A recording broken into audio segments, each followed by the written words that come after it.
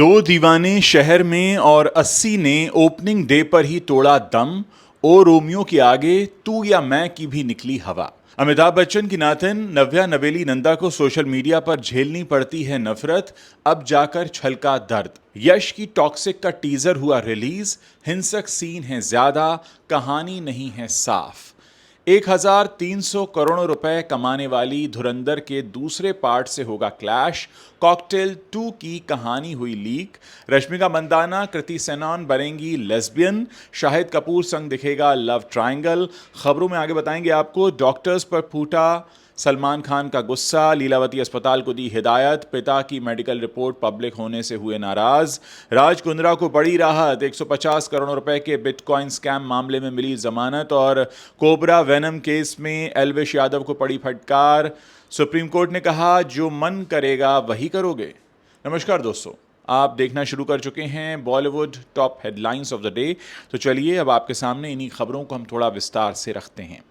मृणाल ठाकुर और सिद्धांत चतुर्वेदी स्टारर दो दीवाने शहर में इस शुक्रवार यानी 20 फरवरी को थिएटर्स में रिलीज हुई। इसके साथ ही अनुभव सिन्हा की तापसी पन्नू स्टारर 80 ने भी बॉक्स ऑफिस पर दस्तक दी। जबकि इन दो फिल्मों से पहले ही थिएटर्स में बॉर्डर 2, मदानी 3 और ओ रोमियो जैसी फिल्में अभी चल रही हैं। इनके बीच मृणाल ठाकुर सिद्धांत की इम्परफेक्ट लव स्टोरी और तापसी की 80 से काफ़ी उम्मीदें तो हैं, पर ये उम्मीदें ओपनिंग डे पर ही धाराशायी होती नजर आईं। जहां 80 1 करोड़ रुपए की ओपनिंग कर पाई, वहीं दो दीवाने शहर में की पहले दिन की कमाई 1.5 करोड़ भी नहीं रही। सैकनेल की रिपोर्ट के मुताबिक दो दीवाने शहर में फिल्म ने बॉक्स ऑफिस पर 1 करोड़ 25 लाख रुपए की ओपनिंग की। वहीं तापसी पन्नू की 80 की बात करें तो इसका तो और भी बुरा हाल रहा। ये ओपनिंग डे पर सिर्फ 1 करोड़ रुपए का ही बिजनेस कर पाई। इधर सैकनेल के मुताबिक ओ रोमियो ने दूसरे शुक्रवार 2 करोड़ 20 लाख रुपए कमाए, जो इसका अभी तक का सबसे कम कलेक्शन है। वहीं बॉक्स ऑफिस पर 8वें दिन तू या मैंने सिर्फ 20 लाख रुपए का बिजनेस किया। इसके बाद देश भर में इसका कुल कलेक्शन मात्र 4 करोड़ 65 लाख रुपए ही हुआ है। अमिताभ बच्चन की नातिन नव्या नवेली नंदा को सोशल मीडिया पर काफ़ी ट्रोल किया जाता है। उन्होंने हाल ही में एक इंटरव्यू में बताया कि उन्हें अपने लुक्स को लेकर काफ़ी सारे नेगेटिव कमेंट्स मिलते हैं। नव्या ने कहा कि वो इन कमेंट्स को इग्नोर करती हैं और अपना काम करती रहती हैं। नव्या ने यह भी कहा कि मैं जिस तरह का काम करती हूं उसके लिए मुझे काफ़ी नेगेटिव कमेंट्स मिलते हैं। लोग कहते हैं कि मैं अमिताभ बच्चन की नातिन हूं, इसीलिए मुझे इंडस्ट्री में काम मिल रहा है, लेकिन मैं इन कमेंट्स को इग्नोर करती हूं और अपना काम करती रहती हूं। नव्या ने कहा कि वो सोशल मीडिया पर काफ़ी एक्टिव रहती हैं और वहां पर अपने काम को शेयर करती हैं। उन्होंने कहा कि सोशल मीडिया पर ट्रोलिंग एक कॉमन समस्या है और इससे हर कोई प्रभावित होता है। आपको बता दें नव्या नवेली नंदा एक सोशल एक्टिविस्ट हैं और वो महिलाओं के अधिकारों के लिए काम कर रही हैं। वो अपनी मां श्वेता बच्चन नंदा की तरह एक फैशन डिज़ाइनर भी हैं। बात करेंगे यश की मच अवेटेड फिल्म टॉक्सिक के बारे में, जो अगले महीने रिलीज हो रही है। इस फिल्म को लेकर फैंस में ज़बरदस्त एक्साइटमेंट है। इस बीच मेकर्स ने शुक्रवार को इस अपकमिंग फिल्म का टीज़र रिलीज़ किया है। वहीं फिल्म की झलक ने फैंस के एक्साइटमेंट लेवल को पीक पर पहुंचा दिया है। कई ने तो यहां तक कह दिया कि ये तो धुरंधर को भी हिलाकर रख देगा। टीज़र शुक्रवार सुबह 9:35 पर आउट हुआ। 1 मिनट से ज़्यादा का ये क्लिप काफ़ी खौफनाक है और 20वीं सदी के बीच के गोवा की एक अंधेरी दुनिया को दिखाता है। गीतू मोहन दास की डायरेक्ट की हुई इस फिल्म में कियारा आडवाणी, नयनतारा, रुक्मणी वसंत और हुमा कुरैशी भी अहम रोल में हैं।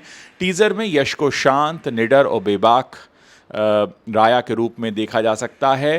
टीज़र एक बैक शॉट से शुरू होता है जिसमें यश को एक कसीनो के दरवाजे पर शराब पीते देखा जा सकता है। राया के रूप में वो बेहद ख़तरनाक दिख रहे हैं, जो किसी को मारने में पीछे नहीं हटता। हालांकि इसमें कियारा और नयनतारा समेत किसी भी फीमेल स्टार की कोई झलक नहीं दिखी। टीज़र एक वॉइस ओवर के साथ शुरू होता है जिसमें कहा जाता है इस बार जंग अलग है। इसके बाद धमाकों की गूंज सुनाई देती है और एक सर्कस नज़र आता है। फिर से आवाज़ सुनाई देती है और उनकी मक्कारी अलग है। सबसे टकराना भारी पड़ेगा, जिद छोड़ दो, give up Raya, it's over. फिर यश का खूंखार अवतार दिखता है और लोगों को गाजर मूली की तरह वो काटते दिखाई देते हैं। टीज़र ओवरऑल काफ़ी दमदार है। उसे देखने के बाद फैंस अब इस फिल्म की रिलीज़ का इंतज़ार कर रहे हैं। साल 2012 में रिलीज हुई फिल्म कॉकटेल को दर्शकों ने काफ़ी पसंद किया था। दीपिका पादुकोण, सैफ अली खान और डायना पेंटी की इस फिल्म ने बॉक्स ऑफिस पर भी अच्छी खासी कमाई की थी। अब 14 सालों के बाद इस फिल्म का सीक्वल बनने जा रहा है। कॉकटेल 2 की अनाउंसमेंट हो चुकी है। फिल्म में शाहिद कपूर, रश्मिका मंदाना और कृति सेनन लीड रोल में हैं और फिल्म की कहानी लीक हो गई है। रिपोर्ट्स की माने तो कॉकटेल 2 में रश्मिका मंदाना और कृति सेनन लेस्बियन का रोल प्ले करेंगी। फिल्म में दोनों एक दूसरे से प्यार करती हैं, लेकिन दोनों को शाहिद कपूर से भी प्यार हो जाता है। फिल्म में शाहिद, रश्मिका और कृति का लव ट्रायंगल दिखाया जाएगा। फिल्म की कहानी काफ़ी बोल्ड है, इसमें कई इंटीमेट सीन्स भी हैं। फिल्म की शूटिंग जल्द शुरू होगी। उम्मीद है कि कॉकटेल 2 2027 में रिलीज हो जाए। सलमान खान इन दिनों मुंबई के लीलावती हॉस्पिटल के डॉक्टर से काफ़ी खफा हैं। बताया जा रहा है कि ये मामला उनके पापा सलीम खान की सेहत से जुड़ी जानकारियों को पब्लिक के सामने करने से जुड़ा हुआ है। मीडिया रिपोर्ट्स के अनुसार सलमान और उनके परिवार ने अस्पताल प्रशासन को सख्त लहजे में हिदायत दी है कि सलीम साहब की मेडिकल कंडीशन को लेकर प्रेस या मीडिया के साथ कोई भी अपडेट शेयर ना किया जाए। खान परिवार अपनी प्राइवेसी को लेकर बेहद गंभीर है और वो नहीं चाहते कि उनके पिता की बीमारी को लेकर सोशल मीडिया या खबरों में किसी भी तरह की अफवाहें या अटकलें फैलें। परिवार का मानना है कि सेहत एक निजी मामला है और उसके बारे में जानकारी देना है या नहीं, ये फैसला सिर्फ घर के सदस्यों का होना चाहिए। दरअसल ये पूरा विवाद तब शुरू हुआ जब अस्पताल के डॉक्टर हैं, डॉक्टर जलील पारकर, उन्होंने बुधवार के दिन मीडिया के सामने आकर सलीम खान साहब की सेहत का पूरा ब्यौरा दे दिया। डॉक्टर साहब ने बताया कि 90 साल के सलीम खान साहब को मामूली ब्रेन हैमरेज हुआ था और ब्लड प्रेशर बढ़ने की वजह से उन्हें वेंटिलेटर सपोर्ट पर रखना पड़ा। हालांकि उन्होंने इसे एक सामान्य प्रोसेस बताया और कहा कि उम्र की वजह से रिकवरी में वक्त लगेगा। लेकिन सलमान खान को डॉक्टर का इस तरह पब्लिकली बयान देना नागवार गुजरा। परिवार के करीबियों का कहना है कि मेडिकल जानकारी गोपनीय होनी चाहिए। सलमान ने प्रशासन को साफ कर दिया है कि अगर आगे से कोई भी अपडेट देना होगा तो वो परिवार के साथ खुद अपने फैंस के बीच आएंगे, फिर शेयर करेंगे, ना कि अस्पताल ये काम करेगा। सलीम खान को 17 फरवरी के दिन तबीयत बिगड़ने के बाद लीलावती अस्पताल में भर्ती कराया गया था। फिलहाल वो आईसीयू में हैं और उनकी हालत अभी स्थिर बताई जा रही है। बॉलीवुड एक्ट्रेस शिल्पा शेट्टी के पति और बिजनेसमैन राज कुंद्रा के लिए राहत की बड़ी खबर सामने आई है। मुंबई की स्पेशल पीएमएलए कोर्ट ने करोड़ों रुपए के कथित बिटकॉइन स्कैम से जुड़े मनी लॉन्ड्रिंग मामले में राज कुंद्रा को जमानत दे दी है। आपको बता दें कि पिछले काफ़ी समय से इस कानूनी पेचीदगी को लेकर राज कुंद्रा चर्चा में थे, लेकिन अब कोर्ट के इस फैसले ने उन्हें फिलहाल बड़ी राहत पहुंचा दी है। इस मामले में उन पर 150 करोड़ रुपए के हेरफेर के आरोप लगे थे, जिसकी जांच ईडी कर रही थी।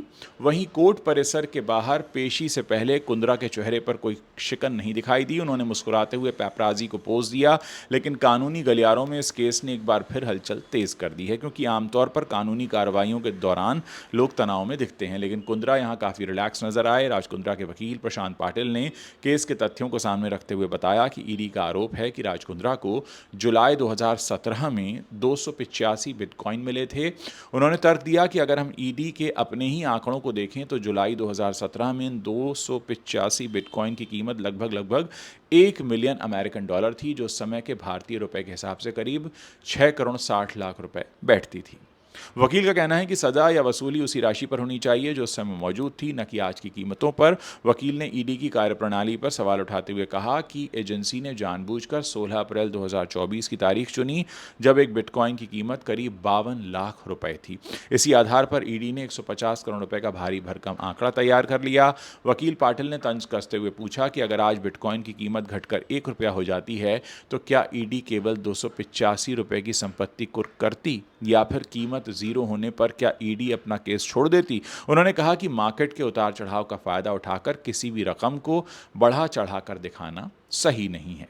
सुप्रीम कोर्ट के सांप के जहर के मामले में यूट्यूबर और बिग बॉस OTT 2 के विनर रहे एल्विश यादव को अब कोर्ट से जमकर फटकार लगी है। देश की सर्वोच्च अदालत में जस्टिस MM सुंदरेश और N कोटेश्वर सिंह की बेंच एल्विश की उस अर्जी पर सुनवाई कर रही थी, जिसमें उन्होंने इस मामले में दर्ज चार्जशीट और क्रिमिनल कार्रवाई को चुनौती दी थी।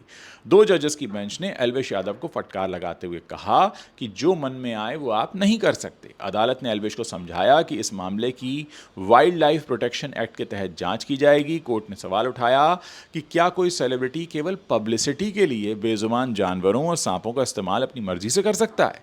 कोर्ट ने तल्ख टिप्पणी करते हुए पूछा कि क्या आप चिड़ियाघर जाकर वहां के जानवरों के साथ खेल सकते हैं। ये न केवल कानून का उल्लंघन है बल्कि समाज में एक बहुत गलत संदेश भी भेजता है। वहीं दूसरी ओर एल्विश यादव की तरफ से वकील मुक्ता गुप्ता ने कोर्ट में अपना पक्ष रखा। उन्होंने दलील दी कि एल्विश केवल गायक फाजिल पुरिया के इनविटेशन पर एक वीडियो शूट के लिए वहां गए थे और वो उस रेप पार्टी का हिस्सा नहीं थे। एल्विश का कहना है कि मेडिकल रिपोर्ट में सामने आया है कि जिन 9 सांपों की जांच की गई वो जहरीले नहीं थे। हालांकि कोर्ट ने फिलहाल इन दलीलों से ज़्यादा वन्य जीव संरक्षण और समाज पर पड़ने वाले नैतिक प्रभाव को प्राथमिकता दी है। तो दोस्तों, ये वो बड़ी खबरें हैं जो इस वक्त इंटरनेट पर छाई हुई हैं और बॉलीवुड से आती हैं। अगर आप इस वीडियो को पसंद कर रहे हैं अपने दोस्तों के साथ शेयर कीजिए। चैनल पर नए हैं तो आप हमें सब्सक्राइब कर सकते हैं ताकि जब भी हम कोई नया वीडियो पोस्ट करें उसकी जानकारी आप तक तुरंत पहुंच सके। साथ ही हम आपसे गुजारिश करना चाहेंगे कि अगर आपके पास कुछ सुझाव हैं या शिकायतें हैं तो इस वीडियो के नीचे कॉमेंट सेक्शन है, वहाँ अपनी बात लिखें और साथ में अपना नाम और अपने शहर का नाम लिखना ना भूलें।